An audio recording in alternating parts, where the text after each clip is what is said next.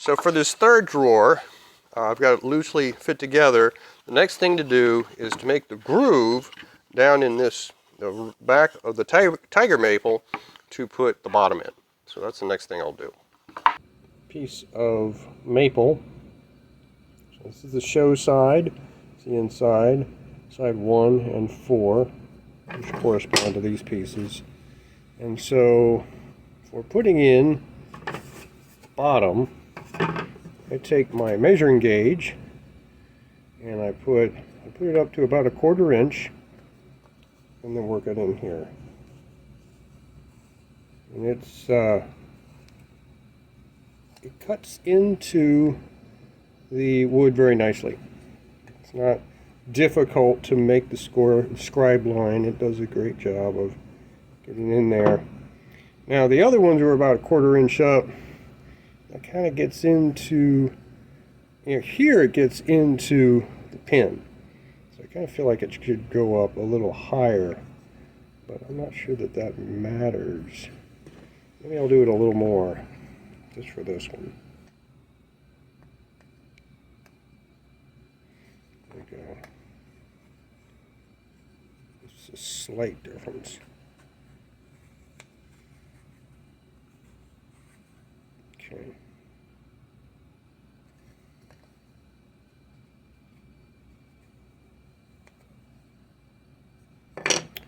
I'll scribe the side pieces as well, taking note of where the top is so I put the groove on the correct side of the piece. These side pieces are of poplar wood. These drawers are going to hold pocket knives, so it doesn't really matter how deep they are because the overall depth of the handles aren't very tall.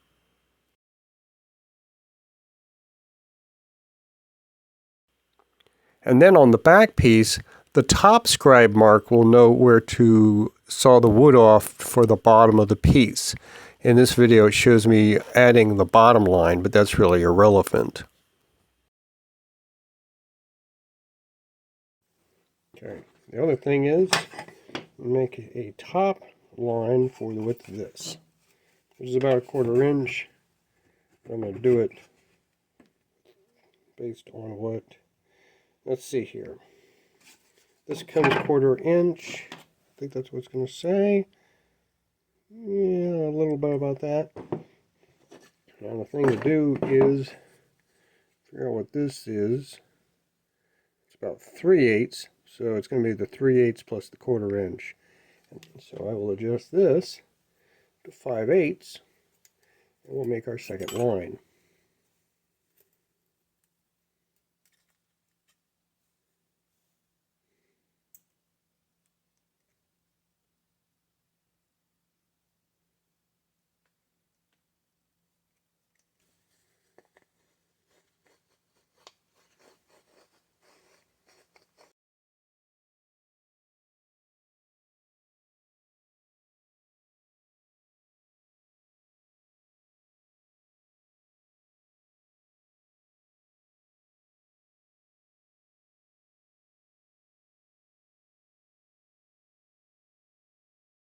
I'm going to score the lines with a knife to give me a better edge for removing waste. I start slow so as not to allow the grain to move the blade from the line. Then I do it several more times with increased strength to work that edge in.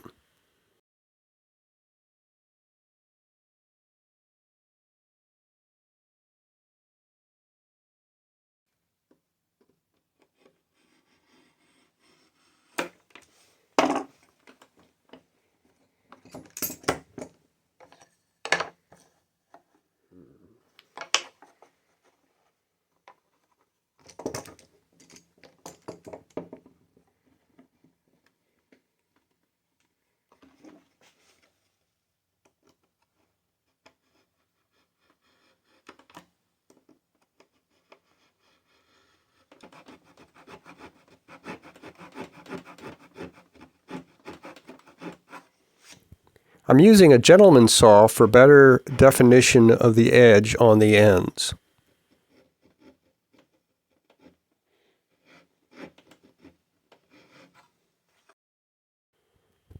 Here I'm using my thumb as a fence to keep the saw where I want it on the line.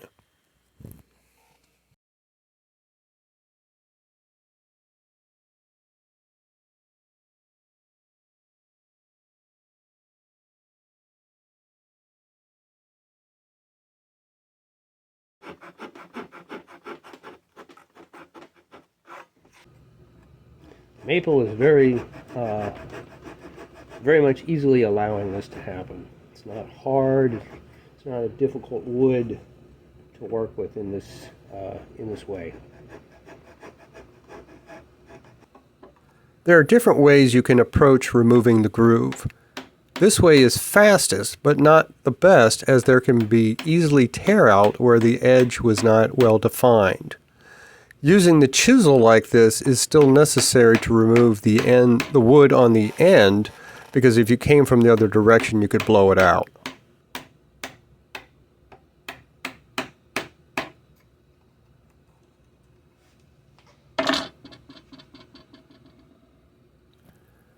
The better way is to chop notches in the groove to then remove both with the chisel. This takes longer, but doesn't involve as much tear out along the edge.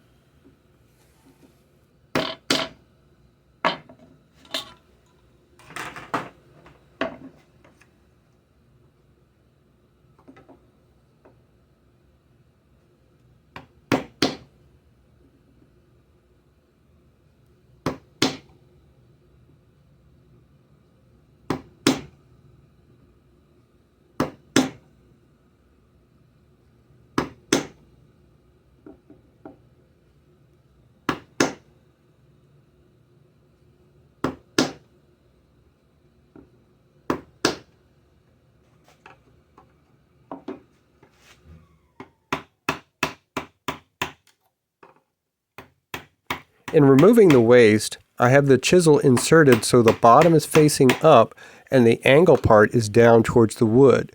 This allows the bottom of the chisel to cut the wood and push it up.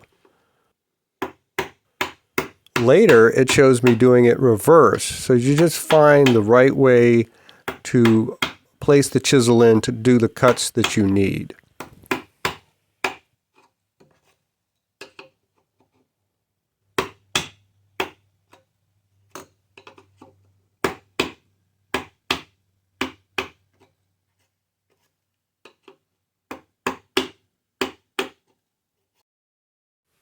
Now we have the beginning of a decent channel or groove in the tiger maple.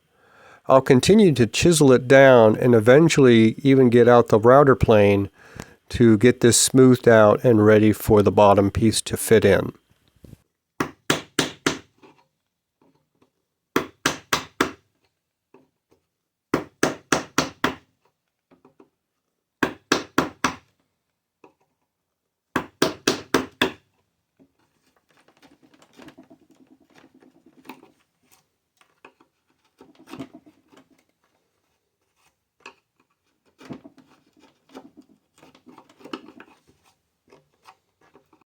I've done a lot more tweaking to the groove, but I'm at a point where it goes in enough that I'm happy with, and it's not going to pop out. So I'll just go ahead and take care of the rest of them, and then we'll see how it fits. So this is just a dry glue up of the drawer. The groove is complete as far as I'm concerned. It's not perfect. There might be a bump here, but it is holding the bottom in place. It's not moving around. It's coming out, but when this is glued up, so I'll go and glue this up in my my form that I use that keeps everything straight and cornered. And then I'll slide this in. I'll put a little arrow to indicate to me which direction it goes and what is the bottom, which is this. And then I'll erase it when it's finished. This will slide in. It does not glue in. It just slides in. And then I will attach it here with a single nail or screw. And that attaches this to this, so there could be wood movement if necessary. So otherwise, I like the way it came out. So I think this drawer is completed, and my work with tiger maple is completed. And so I'll continue to go further in the project. There is no wobble in this one as there was in the second drawer, which I featured in the video on dealing with a wobbly drawer or box. So I think the next thing to do is just continue working on this puzzle cabinet and the different features and wood types that it's going to include. So stay tuned for other videos that will be related to that topic. Otherwise, I thank you for watching.